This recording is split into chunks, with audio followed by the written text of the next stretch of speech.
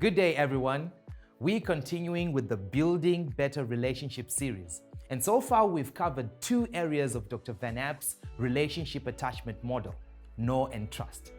Now, as we kick off our session today, why don't you touch base with each other and discuss if there is a relationship that each of you is working on improving? If there is, what efforts have you made or what results have you seen so far?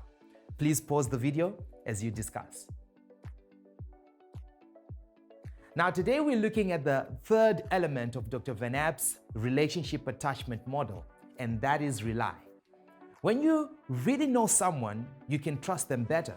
And when you trust them, it's easier for you to know how you can rely on them.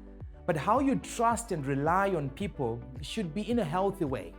And it's key to recognize that God completes us and not man. Actually, Psalm 118 verse 8 teaches us a crucial life principle. The psalmist says, "It is better to trust in the Lord than to put your confidence in man." So let's talk about that for a minute. It is better to trust in the Lord than put confidence in man. So in what experiences has that lesson ever become a reality in your life? Please pause the video as you discuss.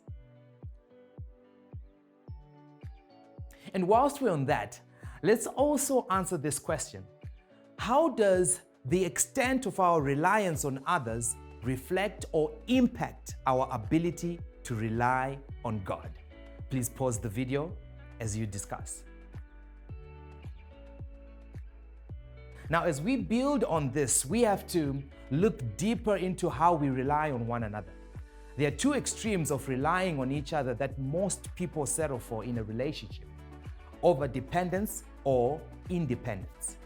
Unhealthy overdependence looks for relationships that completes me and meets all my needs. And unhealthy independence says, "I don't need anyone." Now let's have a discussion on that. Which of those two extremes is the most common position in your family?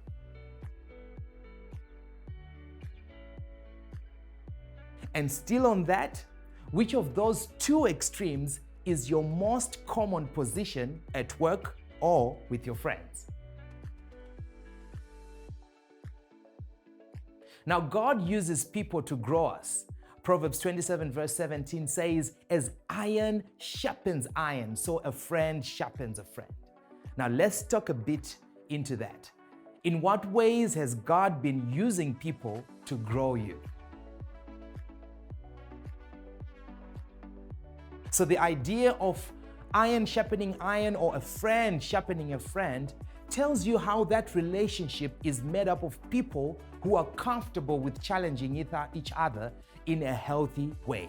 Now let's talk about your relationship.